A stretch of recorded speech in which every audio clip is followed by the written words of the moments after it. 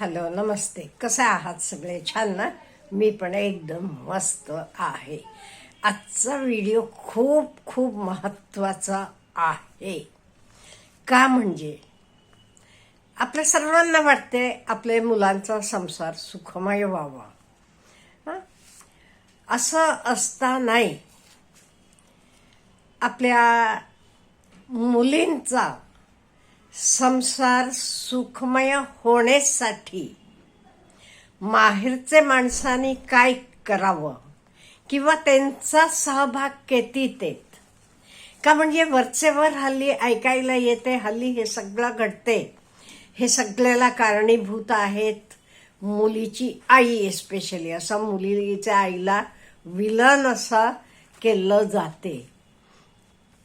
मग काय कारण आहे? तर आहे का खरं का नाही, हे सगळे विषय आपण विश्लेषण करूया. आता मी हे बरेच गोष्टी बोलणार आहे, पण सगळ्या मुली काही अशा वागतात असं नाहीये. खूप समंजस, खूप एडजस्ट करून राहणाऱ्या मुली पण आहेत, खूप पेशन्स असणाऱ्या मुली आहेत. पण काही मुलींना हल्ली आपण बघतो रोज काय काय घडते, वाईट वाटतं हो. पोटाची मुलगी, पोटाला जन्मलेली मुलगी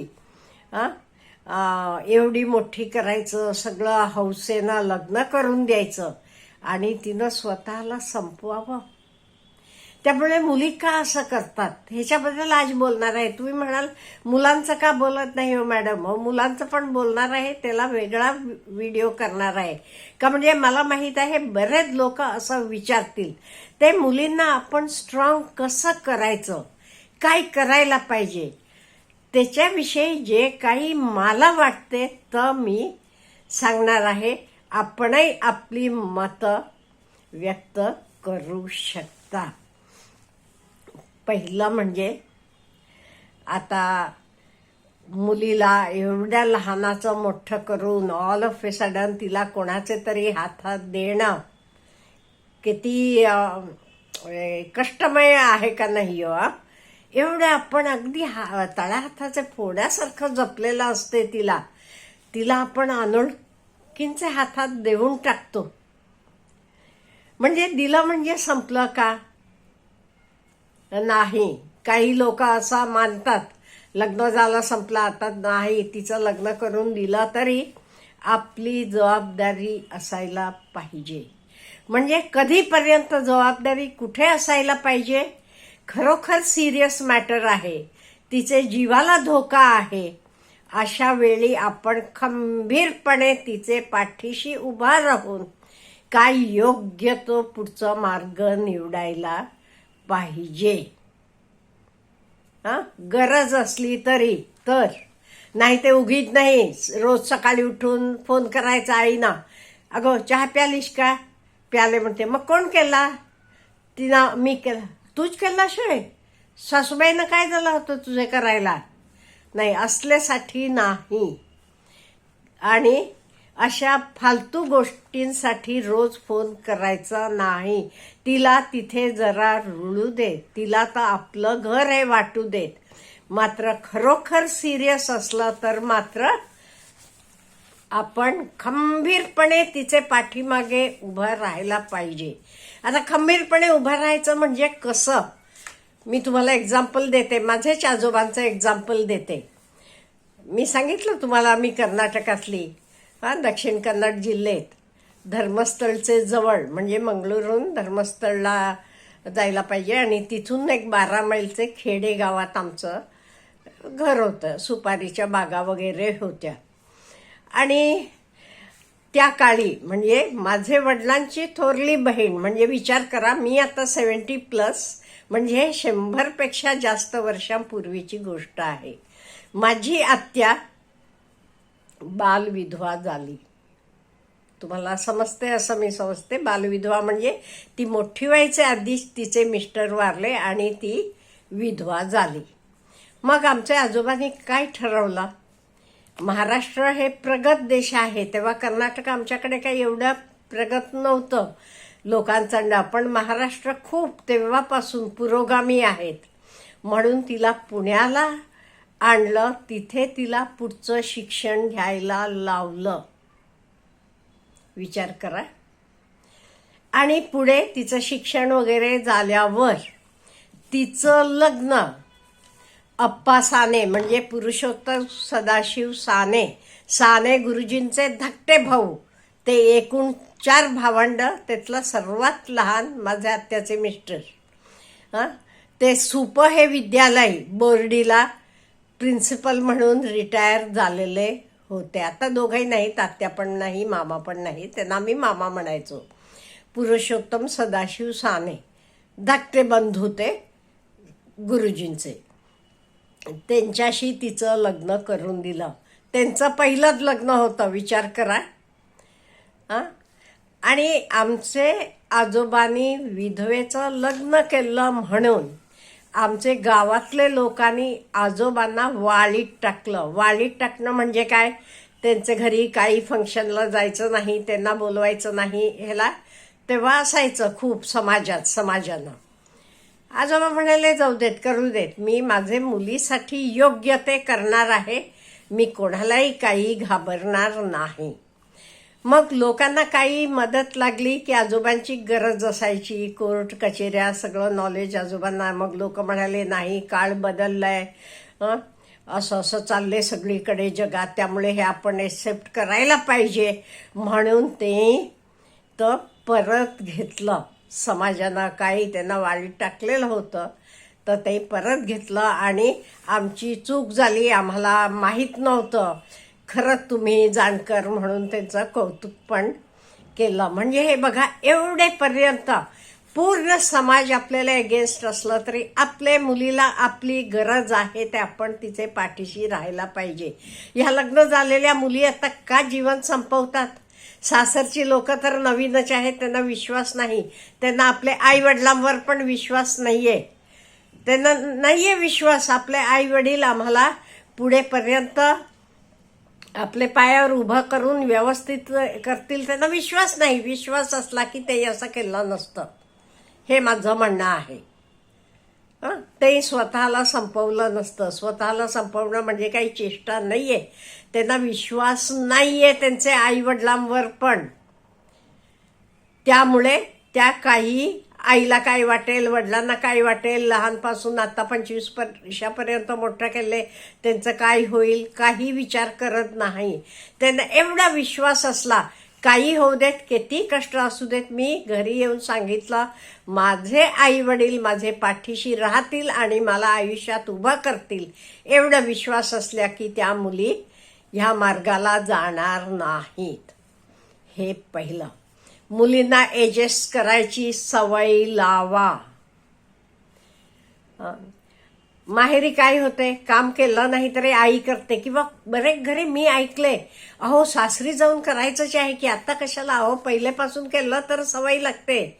ऑल ऑफ ए सडन सासरी जाऊन काय सवय लागणार आहे का? नाहीये.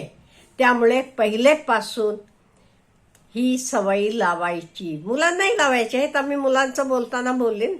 नाही ते नंतर करेल, नंतर नाही येत ऑल ऑफ ए सडन. जी काही आपल्याला घरची कामं करायची असतात, तुम्ही नोकरी करत असाल तरी स्वयंपाक असेल, स्वच्छता असेल, देवपूजा, काही घरातलं रोजचं आहे तर. आणि माहेरी जबाबदारी नसते. लग्न होऊन झाल्यावर तुमची जबाबदारी वाटते. त्यामुळे ती जबाबदारी पण आपल्याला पेलायला यायला पाहिजे. त्याच्याशिवाय मुलीला आपले पायावर उभं करायला पाहिजे आणि कॉन्फिडन्स निर्माण करायला पाहिजे तिच्यात. कॉन्फिडन्स का निर्माण करायचं? म्हणजे काही नाही बाई, संपलं माझं म्हणून तिनं स्वतःला संपवायचं नाही. काही होऊ देत, माझं मी मिळवून राहीन. आणि एक तुम्ही लक्षात ठेवा, आपल्याला कुठेही आपले ॲटलिस्ट मिनिमम नेसेसिटीज, कपडे म्हणा, जेवण खाण, राहण्यापुरतं आपण कष्ट करून मिळवू शकतो. हे प्रत्येकाला कॉन्फिडन्स पाहिजे. आणि खोटं बोलायला सपोर्ट बिलकुल करू नका. नाही ते काय होते, कित्येक वेळा लग्न होऊन आल्यावर उगीच मुली सासरी मला अमुक त्रास देतात, तमुक त्रास देतात म्हणून सांगतात आणि आई वडील त्याला आणि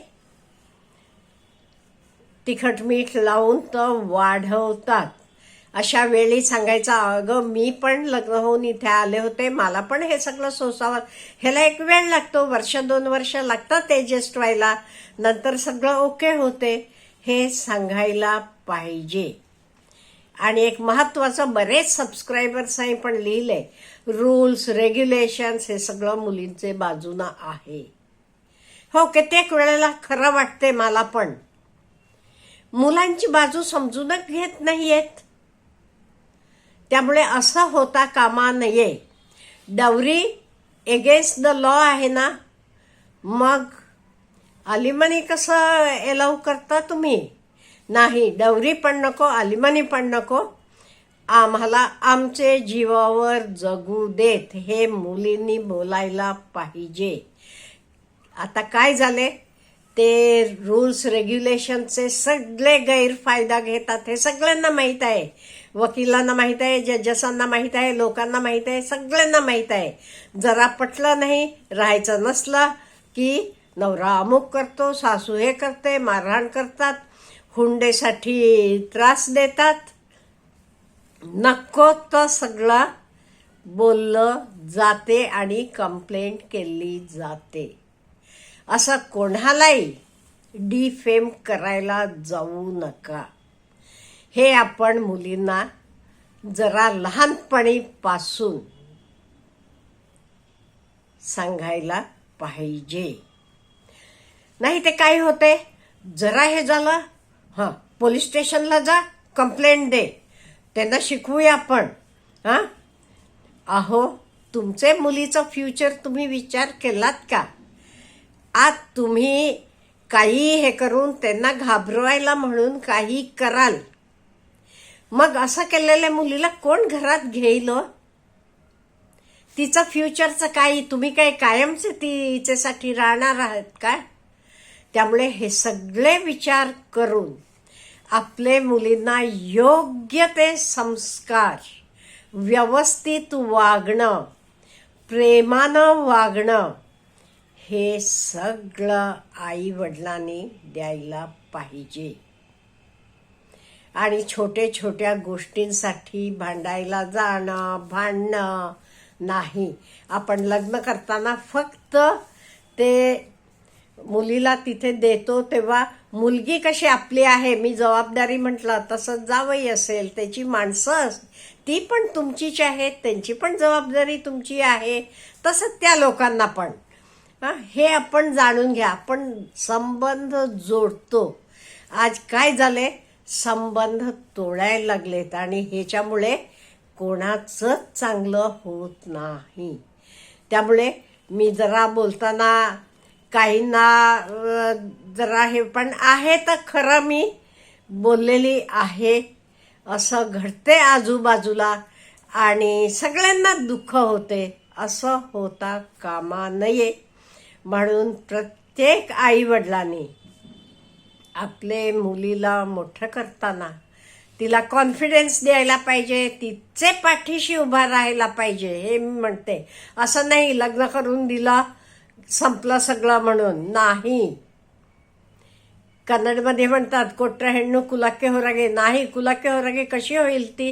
तुमचीच मुलगी ना, वेळ प्रसंगी योग्य तिथे हे महत्त्वाचं. तुम्ही तिचे पाठीशी राहायला पाहिजे आणि तिला पण विश्वास असायला पाहिजे. तुमच्यावर तिचा विश्वास असला का नाही, ती कधी स्वतःला संपवणार नाही. हा विश्वास आपण आपल्या मुलींमध्ये निर्माण करायला पाहिजे. आपले शिक्षणानं पण निर्माण करायला पाहिजे. पण आई वडील म्हणून आपली जास्त ड्युटी मोठी आहे. जन्म दिलेपासून जवळजवळ 25 वर्ष आपण बघतो त्यांना. त्यामुळे हे महत्त्वाचं आहे. आपल्याला काय म्हणायचं आहे? Let me know. Have a good day.